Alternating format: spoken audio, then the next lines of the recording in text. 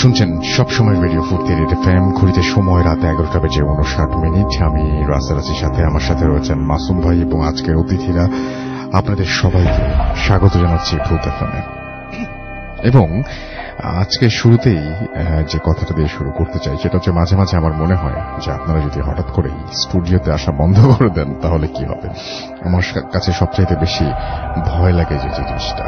তো আমার মনে হয় যে না, সেরকম কোনো কিছু হবে না এবং আপনারা স্টুডিওতে আসবেন এবং স্টুডিওতে এসে সরাসরি ঘটনা শেয়ার করবেন। এবং সেই জন্য যেটা করতে হবে সেটা দিয়ে আমি আজকে শুরু করতে চাই। রিকোয়েস্ট করব যে যারা এর আগেও এসেছেন এবং ভবিষ্যতে আবারও আসতে চান, তারা যেরকম আমাদের সাথে আপনাদের ঘটনা শেয়ার করবেন, ঠিক সেইভাবে আপনি যদি একেবারে নতুন হন তারপরে আপনি আপনার ঘটনার কথা আমাদের জানাবেন। এবং আপনি যদি স্টুডিওতে আসতে চান তাহলে আপনাকে কিচ্ছু করতে হবে না, জাস্ট আপনার ঘটনাটা পাঠিয়ে দিতে হবে আমার কাছে। এবং ঘটনা পাঠিয়ে দিয়ে যেটা করতে হবে, আপনার নাম, ঠিকানা এবং ফোন নাম্বার আমার সাথে শেয়ার করতে হবে। তাহলে আমি যেটা করব সেটা হচ্ছে সরাসরি আপনাকে ইনভাইট করব স্টুডিওতে এবং আপনি আপনার ঘটনা আমাকে জানাতে পারবেন এবং সবার সাথে শেয়ার করতে পারবেন। এবং এখানে একটা খুব চমৎকার একটা এক্সপিরিয়েন্স হয়। শুধুমাত্র যে ঘটনা এখানে সবাই শেয়ার করেন এবং এসেই চলে যান এরকম না। যারা ফেসবুকে আপনাদের ঘটনার প্রশংসা করেন, সে ধরনের অনেক কিছুই, মানে অনেক ফিডব্যাক যেমন ঘটনার পাওয়া যায়, ঠিক একইভাবে যখন কেউ প্রশংসা করেন সেটা শুনতে অনেক বেশি ভালো লাগে এবং সেটা দেখতে অনেক বেশি ভালো লাগে। তো আপনি আসুন এবং এই এক্সপিরিয়েন্সটা নিতে হলেও আমি আপনাকে রিকোয়েস্ট করব যে স্টুডিওতে এসে এই এক্সপিরিয়েন্সটা নিয়ে যান। তো সেই জন্য যেটা করতে হবে, ভূত FM@radiofurti.fm এখানে আপনার নাম, ঠিকানা এবং ফোন নাম্বার সহ আপনার জীবনে ঘটে যাওয়া সেরা ঘটনা লিখে পাঠিয়ে দিতে হবে আমাদের। যারা দেশের বাইরে রয়েছেন তারাও ঠিক একইভাবে এই একই ইমেইলে আপনার ঘটনা পাঠাতে পারেন। তারা তো আসতে পারবেন না, কিন্তু শেয়ার করতে পারেন আপনার অডিও ক্লিপ, আপনার লেখা ঘটনা, আপনার জীবনের সত্যিকারের এক্সপেরিয়েন্স। আপনার যেটা এক্সপেরিয়েন্স সেটাই ভূত এফএমে আমরা শেয়ার করি আমাদের লিসনারদের সাথে।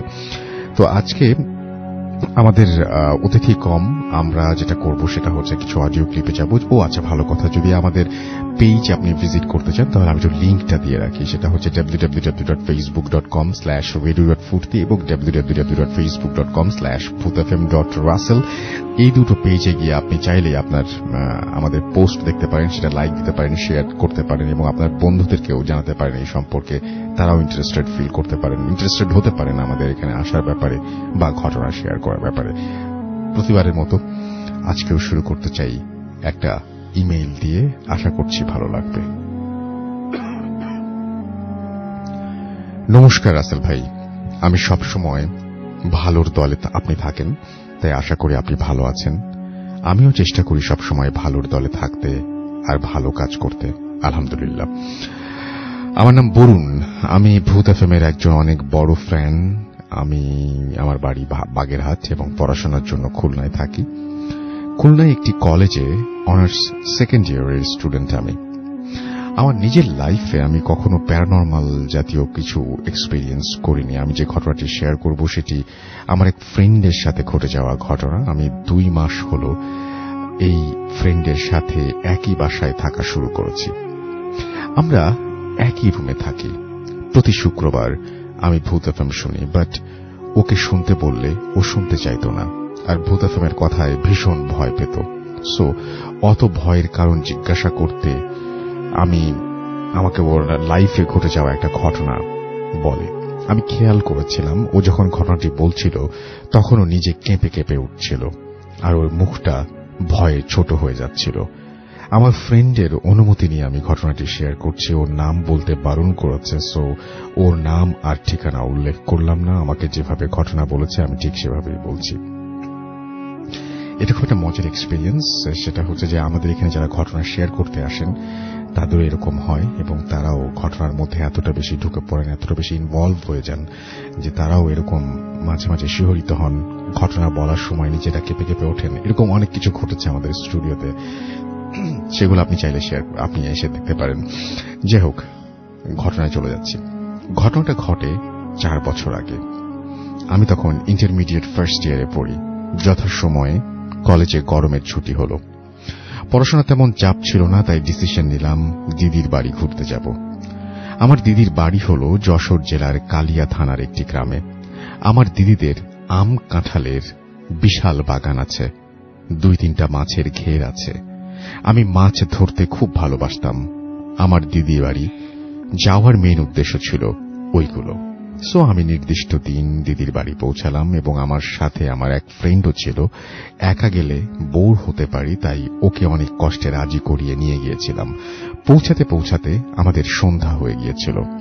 আমার বাড়ি হলো গ্রামের শেষ প্রান্তের দিকে। বাড়িটার চারিদিকে অনেক বড় বাগান দিয়ে ঘেরা। বাড়ির পাশ দিয়ে ইটের রাস্তা চলে গেছে। ইটের রাস্তার বাম পাশে হলো দিদিদের বাড়ি, আর ডান পাশে বাড়ির একটু পেছনের দিকে একটা পুকুর।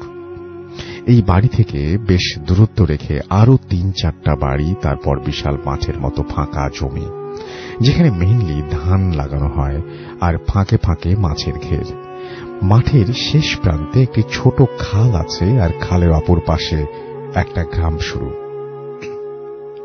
খাল সংলগ্ন একটা শ্মশান আছে। যেহেতু আমার যেতে যেতে সন্ধ্যা হয়ে গিয়েছিল, তাই ওই দিন আমার বাড়ি থেকে আমরা আর বের হলাম না। সবার সাথে একটু গল্পগুজব করে রাতে খাওয়া দাওয়া শেষ করে ঘুমিয়ে পড়লাম। আমি, আমার ফ্রেন্ড তাপস একই রুমে ঘুমিয়েছিলাম। আমার ঘুম ভাঙল 12টার দিকে তাপসের ডাকে। ও টয়লেটে যাবে, তাই আমাকে দাঁড়াতে বলেছিল বাইরে। তাপস একটু ভীরু প্রকৃতির ছিল, আমি জানতাম, তাই আমি বের হলাম ওর সাথে। বাইরে জ্যোৎস্নার আলোতে ভালোই দেখা যাচ্ছিল। বাথরুমটা ছিল বাড়ির পেছনের দিকে, বাড়ি থেকে 15-20 হাত দূরে। বাড়ির পেছনে একটি সরু রাস্তা দিয়ে বাথরুমে যেতে হয়। তাপস টর্চ নিয়ে বাথরুমে চলে গেল। আমি ইটের রাস্তায় এমন একটি জায়গায় ওয়েট করতে লাগলাম যেখান দিয়ে বাথরুমটা দেখা যায়। 2-3 মিনিট পর দেখি একটি মাঝবয়সী মহিলা একটা বাচ্চা নিয়ে রাস্তা দিয়ে হেঁটে হেঁটে আসছে আমার দিকে। বাচ্চাটার বয়স খুব বেশি হলো 4-5 হবে। জ্যোৎস্নার আলোতে স্পষ্ট দেখতে পাচ্ছিলাম মহিলা খয়েরি শাড়ির একটা শাড়ি পরা, আর বাচ্চাটা ছিল খালি গায়ে। মহিলার বাচ্চাটা একটু সময়ের মধ্যেই আমার কাছে এসে পড়ল, আর আমাকে সম্পূর্ণ অগ্রাহ্য করে সামনের দিকে এগিয়ে যেতে লাগলো। আমার সাথে প্যারানরমাল কিছু হচ্ছে বা হতে পারে এসব কিছু আমার মাথায় ছিল না। আমি অস্বাভাবিকভাবে মহিলাটিকে পেছন দিক থেকে ডাক দিয়ে বললাম, আপনি এত রাতে কোথায় আসছেন, কোথায় যাচ্ছেন? মহিলাটা বাচ্চার হাত ধরা ছিল। সে হাত ছেড়ে দিয়ে আমার সামনে এসে দাঁড়ালো। ঠিক ওই মুহূর্তে মহিলা কিছু বলার আগেই আমি শুনলাম পুকুরে ঝুপ করে একটা শব্দ হলো। পাশে তাকিয়ে দেখি বাচ্চাটি নেই। মহিলা চিৎকার দিয়ে উঠল। আমার বুঝতে বাকি রইল না, ওই বাচ্চাটা জলে পড়ে গেছে। গরমকাল হলেও পুকুরে বেশ জল ছিল। পুকুর পাড়ে এসে দেখি বাচ্চাটির একটি হাত দেখা যাচ্ছে জলের মধ্যে, আর মাথা তখন আমার ব্ল্যাঙ্ক হয়ে গেছে। আমি বেশি কিছু চিন্তা না করে বাচ্চাটিকে বাঁচানোর জন্য পুকুরে ঝাঁপ দিলাম।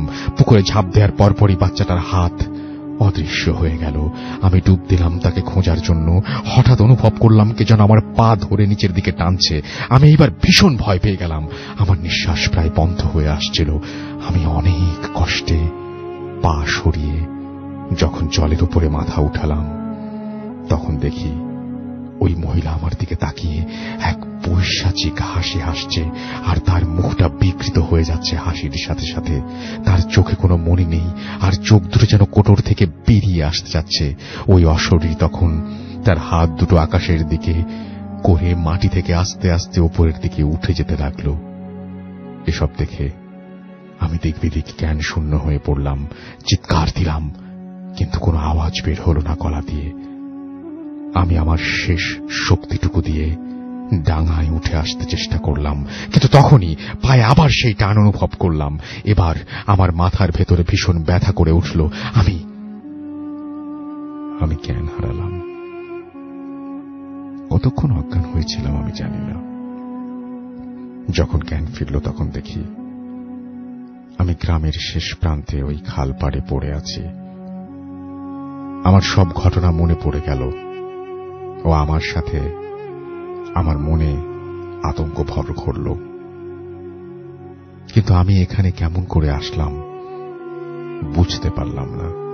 আমি কিছুক্ষণ ওইখানে পড়ে থাকার পরে মুখে মনে একটু সাহস এনে হাঁটা শুরু করলাম।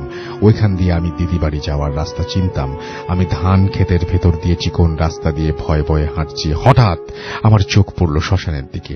তাকিয়ে দেখি ওই মহিলা তার কোলে বাচ্চাটিকে নিয়ে দাঁড়িয়ে আছে শ্মশানের মাঝখানে, আর আমাকে হাতছানি দিয়ে ডাকছে তার দিকে। তখন ওই মুহূর্তে আবার শুনতে পেলাম সেই অলৌকিক হাসি।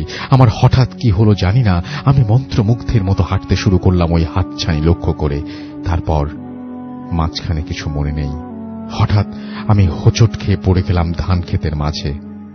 আমার মাথা আবার কাজ করতে শুরু করলো। তখন আমি দেখলাম আমি শ্মশান থেকে 30-40 হাত দূরে পড়ে আছি, আর ও মহিলাকে দেখতে পাচ্ছি না।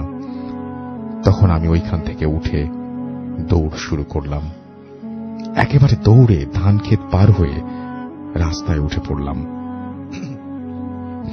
আমার শেষ শক্তিবিন্দু দিয়ে দৌড়িয়ে দিদি বাড়ির সামনে এসে চিৎকার দিয়ে অজ্ঞান হয়ে পড়ে গেলাম। যখন জ্ঞান ফিরল তখন দেখি আমি বিছানায় শুয়ে আছি। দিদি আমার পাশে বসে আমার মাথায় জল ঢালছে, আর বাড়ির সবাই আমাকে ঘিরে দাঁড়ানো। তাপস তখন জিজ্ঞেস করলো, তোর কি হয়েছিল? আমি বাথরুম থেকে বের হয়ে দেখলাম তোর চিৎকার শুনে বের হয়ে দৌড়ে এসে আমি দেখছি তুই রাস্তার উপরে পড়ে আছিস। দিদিও একই প্রশ্ন করল। আমি তখন কিছু বলতে পারলাম না, বলার অবস্থায় ছিলাম না। দিদি বুঝতে পেরে আমাকে ঘুমিয়ে পড়তে বলল। সকালে উঠে দেখি আমার ভীষণ জ্বর আর সম্পূর্ণ শরীরে ভীষণ ব্যথা। তাপস আবার আমাকে জিজ্ঞেস করল, কালকের ঘটনা কি? আমি ওকে সব খুলে বললাম, আর একটু কটূক্তি করেই বললাম, তোর বাথরুমে এত লক্ষণ লাগে? তখন ও যা বলল তাতে আমি আবার শক খেলাম। ও বলল, আমি তো 10-12 মিনিটের মধ্যেই বের হয়ে এসেছিলাম বাথরুম থেকে, এসে দেখি তোর এই অবস্থা। আমি কিছুই বুঝতে পারলাম না কি হলো আমার সাথে। দিদি সব ঘটনা শুনে দাদাবাবুকে বলল, এবং তিনি ওই গ্রামে কালী মন্দিরে ব্রাহ্মণের কাছে আমাকে নিয়ে গেলেন। উনি অনেক ধার্মিক ব্যক্তি ছিলেন। উনি সবকিছু শুনে বললেন, তোমার ওই মহিলাকে পেছন থেকে ডাকাটা ঠিক হয়নি। এরপর উনি মন্দিরে পুজো দিয়ে একটা মাদুলি দিয়ে আসেন, আর আমার জন্য আমাকে বলেছিলেন আমি কিছুদিন যেন একা কোথাও বের না হই। এটাই ছিল ঘটনা। স্টুডিওতে এসে শেয়ার করা সম্ভব না। ভালো লাগলে পড়ে শোনাবেন। যদি আর কখনো কোনো ঘটনা জানতে পারি অবশ্যই লিখে পাঠাবো। আজকের মতো এখানেই শেষ করছি। ভূত এফএম দীর্ঘজীবী হোক, সেটাই আশা করি। ভূত এফএম দীর্ঘজীবী হোক। আমরা চলে যাব আমাদের প্রথম অতিথির কাছে। আপনার নামটা প্লিজ একটু বলবেন, তারপরে আপনার ঘটনায় যাব আমরা। আসসালামু আলাইকুম রাসেল ভাই, আমি সবুজ বলছি। আমি মিরপুর থেকে এসেছি। তো রাসেল ভাই, আমি আমার ঘটনাটা শেয়ার করার আগে ছোট্ট করে একটু বলে নিতে চাচ্ছি যে আসলে আমাদের সাথে ঘটে যাওয়া যে ঘটনাগুলো হচ্ছে আমাদের প্যারামেডিক্যাল যে ঘটনাগুলো ঘটছে সেটা অনেকে অনেকভাবে কটূক্তি করে থাকে, বাট সত্যি বলতে যাদের সাথে ঘটে শুধু তারা এটা রিয়েলাইজ করতে পারে এবং এটা অনুভব করে থাকে। যাই হোক, আমি আমার ঘটনাতে চলে যাচ্ছি। আমার ঘটনাটি হচ্ছে এটা আমার এক কলিগের কাছ থেকে আমি শেয়ার করেছি। এটা উনি আমার সাথে শেয়ার করেছেন, আফরিন আপু। এই ঘটনাটা ওনার সাথে, ওনার খালামণির সাথে ঘটেছে। এটা সিঙ্গাপুরের ঘটনা। ওনার খালামণি সিঙ্গাপুরে একটা বাড়ি কিনে, ডুপ্লেক্স বিল্ডিং কিনে, সেখানের ঘটনাটা। তো এটা 2 বছর কি এরকম একটা সময় হবে। এই সময়টাতে এই ডিস্টেন্সে একটা ছিল।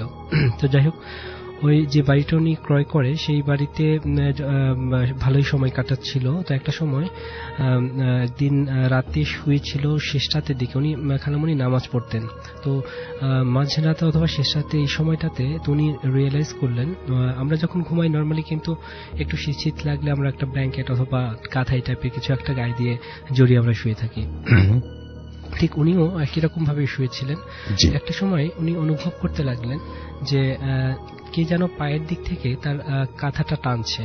হ্যাঁ, তো প্রথম দিকে ইগনোর করার চেষ্টা করলো, একটা সময় যখন কাঁথাটা টান দিয়ে সরিয়ে ফেললেন তখন উনি সম্পূর্ণভাবে মানে অবচেতন, যখন ঘুমিয়েছিলেন তখন তো ঘুমন্ত অবস্থা, বাট যখন সরে গেল তখন উনি রিয়েলাইজ করলেন যে সামথিং অড কিছু ঘটেছে। এবং উনি যখন তাকালেন, তাকিয়ে যে বিষয়টা দেখলেন সেটা হচ্ছে মানে জানালার দিকে তার চোখ চলে গেল এবং সেখানটাতে দেখতে পারলেন যে লাল চোখ, মানে চোখের যে একটা অবয়ব দেখলেন, সেই অবয়বটা ছিল লাল চোখে এবং টাই পরা একটা ভদ্রলোক, সাদা কাপড় পরা একজন লোক দাঁড়িয়েছিল। জি জি জি, জানালায় ওইখানে দাঁড়িয়েছিল।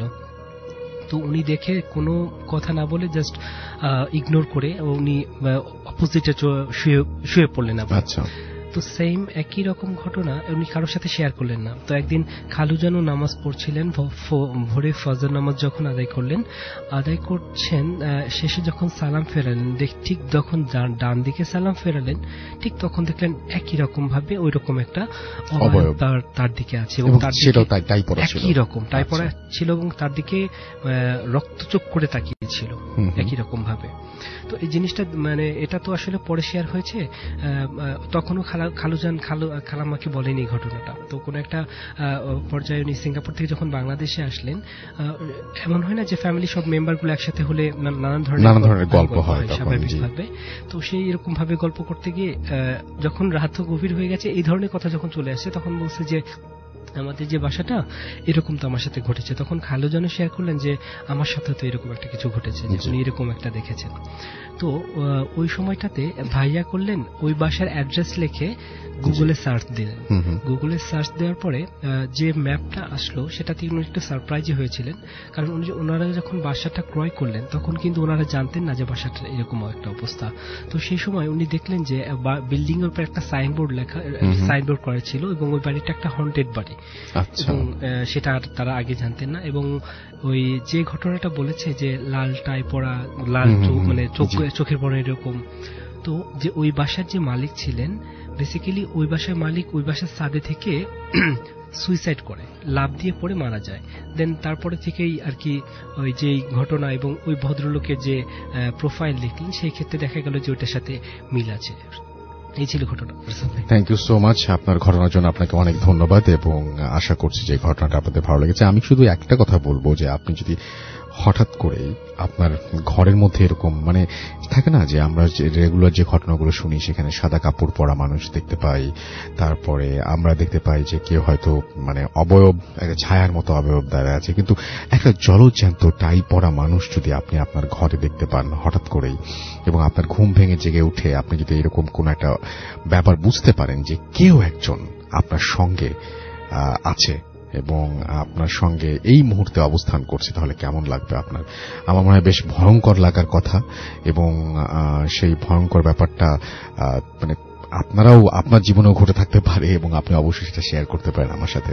যাই হোক, আমি দেখতে পাচ্ছি কুমিল্লা থেকে অ্যাপ দিয়ে শোনার চেষ্টা করছেন তাহিয়া শারমিন, এবং আমাদের সঙ্গে আছেন দেখতে পাচ্ছি তাহিদুর কবির, তিনি হবিগঞ্জ থেকে আছেন আমাদের সঙ্গে। মোহাম্মদ রুবেল ইসলাম আমাদের সঙ্গে আছেন এবং তিনি এইমাত্র জয়েন করলেন, সেটা লিখেছেন। আমার সঙ্গে আছেন দেখতে পাচ্ছি তাহিদুজ্জামান অন্তু, গোপালগঞ্জ থেকে অ্যাপ দিয়ে শুনছেন। রিয়ন জোয়ারদার আমাদের সঙ্গে আছেন। আমাদের সঙ্গে আছেন আজিম খান এবং তিনি বলছেন অনেক ভালো লাগলো প্রথম স্টোরি। এমডি মেহেদি হাসান সানি আমাদের সঙ্গে আছেন এবং তিনি বলছেন হাই রাসেল ভাই, কেমন আছেন? আমি মেহেদি, এবং তিনি শুনছেন পাটকেল ঘাটা থেকে। আমাদের সঙ্গে আছেন সাহিল, রেগুলার আমাদের মেসেজ পাঠান। আদিল কর্মকার আমাদের সঙ্গে আছেন, তিনি বলছেন ভূত এফএম আমার নেশা, অনেক ভয় পাই, একটা শুক্রবারও মিস করি না। থ্যাংক ইউ, এত ভালোবাসার কারণে হয়তো আমরা এখনো পর্যন্ত টিকে আছি।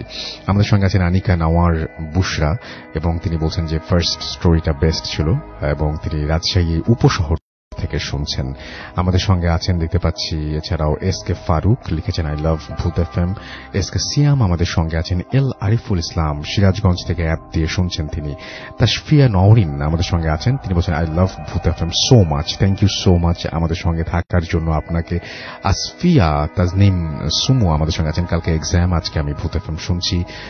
সাদিকুর রহমান আকাশ কিশোরগঞ্জ থেকে অ্যাপ দিয়ে শুনছেন। সাদ্দাম খান পাবনা থেকে শুনছেন, অ্যাপ দিয়েই শুনছেন তিনি। মাসিয়াত অন্তিকা হবে। মাসিয়া তন্তিকা তিনি বলছেন যে ভূত এফএম শুনছেন, তিনি লিসনিং টু ভূত এফএম উইথ বেস্টি। ওকে, আমাদের সঙ্গে আছেন দেখতে পাচ্ছি ডিজে সাইফুল খান, এছাড়াও আমাদের সঙ্গে আছেন দেখতে পাচ্ছি Mahmud Hasan. That is good. আচ্ছা, ফার্স্ট স্টোরি না এখনকার কথা বলছেন আমি ঠিক বুঝিনি, তবে মনে হয় সম্ভবত এখনকার যে ঘটনাটা শুনলেন সেটার কথাই বলেছেন। থ্যাংক ইউ আমাদের সঙ্গে থাকার জন্য আপনাকেও। এবং রিয়ন জোয়ারদার আমাদের সঙ্গে আছেন, এমডি শিহাব মন্ডল আছেন আমাদের সঙ্গে, ভূত এফএমের একটা এপিসোড তিনি মিস করেন না। দায়ান প্রিন্স আমাদের সঙ্গে আছেন, শাহিদ আমাদের সঙ্গে আছেন, প্রকাশ আছেন আমাদের সঙ্গে আছেন দেখতে পাচ্ছি, এছাড়াও প্রিন্স রাকিব, খুরশেদ আলম চট্টগ্রাম থেকে আমাদের সঙ্গে আছেন, আরো অনেকেই আছেন। সো আমরা আবারও ফিরে আসবো আপনাদের মেসেজগুলো নিয়ে। আপাতত আরো একটা ইমেইলে চলে যাব, সো আমাদের সঙ্গেই থাকুন। ওকে, গলার অবস্থা বেশ খারাপ। আচ্ছা, সেকেন্ড ইমেইলটা পড়ছি। প্রথমে আসসালামু আলাইকুম রাসেল ভাই, এবং দ্বিতীয় আমি ইমেইলটা বাংলিশ ভাবে পাঠানোর জন্য সরি বলছি। আমি থাকি ঢাকার যাত্রাবাড়িতে। ভূত এফএমের এটি আমার পাঠানো প্রথম ঘটনা। আমি আশা করছি যে ভালো লাগবে এবং পড়ে শোনাবেন। প্রথমে আমি আমার বাসাটার ডেসক্রিপশন দিয়ে নিচ্ছি। আমাদের বাড়ির একদম মেইন রোডের পাশে, এবং আমি, আমার ভাই, আম্মু, পাপা আর আমার মেঝো চাচার ফ্যামিলি 3rd ফ্লোরে আমরা এই বাড়িটায় থাকি। আমাদের সবারই ইন্ডিভিজুয়াল রুম আছে, সো যে যার মতো করে থাকার জন্য নিজ রুমে আমরা থাকি, এবং ইন্ডিভিজুয়াল রুম থাকার কারণে রাতে আমি আমার রুমেই ঘুমাই এবং একা ঘুমাই। আমরা আমাদের এই বাড়িতে আজ 9 বছর ধরে আছি, কিন্তু কখনোই আমি সেরকম কোনো কিছু নিজ চোখে দেখিনি।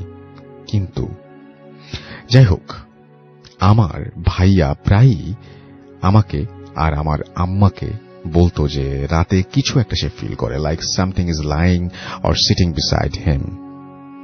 অর ও আরো বলতো যে রাতের বেলায় জানালার ওদিক থেকে মনে হয় যে কেউ ভেতরে আসছে বা বাইরে যাচ্ছে, মানে জানালা দিয়ে কেউ আসা যাওয়া করছে। বাট আমি আর আম্মু এগুলোকে অলওয়েজ হেসে উড়িয়ে দিতাম এবং বলতাম যে দেখো তোমার সাথে আবার মানে বড়টা আছে কিনা, ওর সামটাইমস বলতাম যে ইটস জাস্ট ইউর হ্যালুসিনেশন।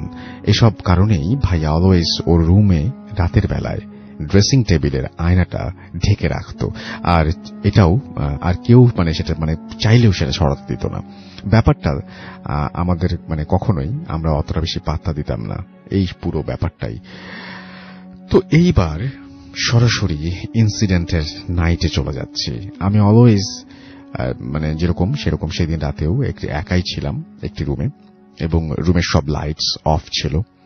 কেন জানি না ওই দিন রাতে আমার ঘুম আসছিল না। তখন ফেসবুক, কতক্ষণ ইউটিউব, এরকম করতে করতে রাত 1:30 কিংবা 2টার মতো বেজে গেল এবং আমার ঘুম চলে আসছে আর আমি ঘুমিয়ে যাই।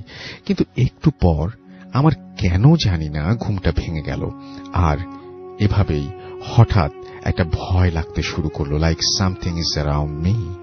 কিন্তু কেন ভয় লাগছিল তার কারণটা আমি বুঝতে পারছিলাম না, কজ আশেপাশে কেউ বা কিছুই ছিল না। তাও দোয়া পড়ে ঘুমানোর ট্রাই করছিলাম এবং আবারও ঘুমিয়েছিলাম। বাট সাডেনলি ঘুমের মধ্যেই মনে হলো যেন আমার রুমের অনেক মানুষজন তারা রয়েছে এবং কোন একটা ফাংশন চলছে, এবং ফাংশন হলো যেরকম হয়, তাই ঘুমটা ভয়ে ভয়ে আবার ভেঙে গেল। এবং ঘুম ভাঙার পর আমি ঠিক বুঝতে পারছিলাম না যে আসলে কি হচ্ছে। এরকম পরপর 2-3 বার হলো। হওয়ার পর আবার কিছু দেখতে না পেয়ে আমি আবার ঘুমিয়ে পড়ি।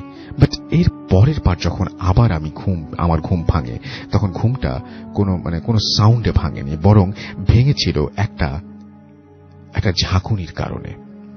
ঠিক তখনই আমার খেয়াল হলো যে আমাকে কেউ খুব আলতো করে টাচ করছে, আর তার সাথে সাথে আমার বিছানায় কেউ যেন খুব জোরে জোরে লাফ দিচ্ছিল।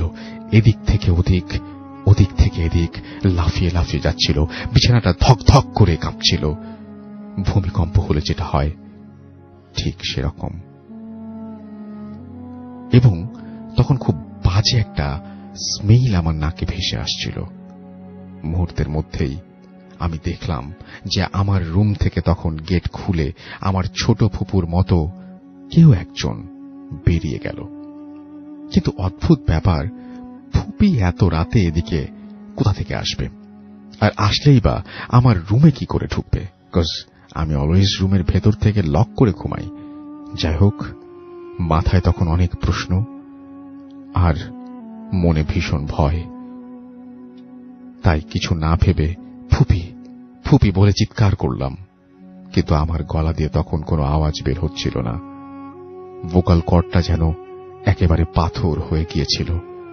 ঠিক তখনই দেখলাম যে আমার আম্মু সাদা কালারের একটা ওড়না মাথায় দিয়ে আমার রুমের ভেতর ঢুকলেন, এবং তার সাথে সাথে খুব কড়া একটা আতরের স্মেলও আমার রুমের ভেতরে ঢুকে গেল।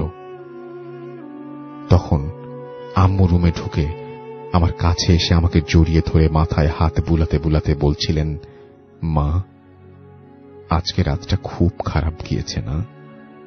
তোমার খুব কষ্ট হয়েছে না? মা, ভয় পেও না, কিচ্ছু হবে না, আমি এসে গেছি। আম্মুর সান্ত্বনায় কেঁদে তখন আমি স্বস্তির নিঃশ্বাস নিয়ে আরাম ফিল করলাম। আমি ঘুমের মধ্যে কাঁদছি, চোখ খুলে দেখলাম, তাই তো, আমি তো শুয়ে আছি আর ঘুমের ভেতর কাঁদছিলাম। তার মানে এতক্ষণ আমি যা ফেস করছিলাম বা ফিল করছিলাম তার সবই কি স্বপ্ন ছিল? আমি তখন দেখলাম যে আমার রুমে আমি একা এবং আম্মু নেই, কেউ নেই, কিন্তু সেই যে আতরের স্মেলটা, ওইটা এখনো আছে। কিভাবে? আমি যদি এতক্ষণ ঘুমিয়ে থাকি তাহলে ঘটনাটা কি শুধুই স্বপ্ন ছিল? আর স্বপ্ন হলে আতরের সেই স্মেলটা কোত্থেকে আসলো? মাথা একেবারে গুলিয়ে যাচ্ছিল। ভয়ে অন্য কিছু না ভেবে আল্লাহু আকবার বলে এক দৌড়ে বিছানার থেকে নেমে গেট খুলে আম্মুর রুমের গেটে গিয়ে নক দিলাম। বেশ কয়েকবার নক করার পর ঘুম ঘুম চোখে আম্মু বলল, কিরে, তুই এখানে এত রাতে? কিছু হয়নি তো? আম্মুর কথা শেষ হওয়ার আগেই কাঁপতে কাঁপতে গিয়ে আম্মুকে জড়িয়ে ধরে বলেছিলাম, মা, ওই রুমে আমি আর ঘুমাবো না। আম্মু বললেন, কি হয়েছে, কিছু দেখেছ? এর ভেতর পাপাও উঠে গেল, আমাকে জিজ্ঞেস করল কি হয়েছে, আমি কেন ভয় পাচ্ছি। কিন্তু আমি জাস্ট বলেছিলাম, আমি আর ওই রুমে ঘুমাবো না। আমার কন্ডিশন দেখে তখন আম্মু পাপা আমাকে আর কিছু জিজ্ঞেস না করে ওনাদের সাথে ঘুমিয়ে পড়তে বললেন। পরের দিন সকালে আম্মু ফজরের নামাজ পড়ার পর আমার পাশেই বসেছিলেন, আর তখন দেখলাম যে আমার হাতের তালুতে নাকি লাল লাল আঁচড়ের দাগ। সেই দাগ আমি ঘুম থেকে ওঠা মাত্র আমাকেও দেখালো। ঠিক সেদিনই গোসল করার সময় আমি একটি আঁচড়ের দাগ আমার পেটে আর হাঁটুতে দেখতে পেলাম। আর গোসল সেরে আম্মুকে দেখিয়ে রাতের সব ঘটনা খুলে বললাম। বলার পর আম্মু বলল যে, তুমি রাতে আর গান শুনে ঘুমিও না, সূরা কালাম পড়ে আয়াতুল কুরসি পড়ে ঘুমাবে, আর তোমার রুমে এখন থেকে সব সময় একটা কোরআন শরীফ রাখবে। কিন্তু এই ঘটনার পর বেশ কিছুদিন আমি আমার রুমে ঘুমাইনি, আর যখন থেকে আবার ঘুমানো স্টার্ট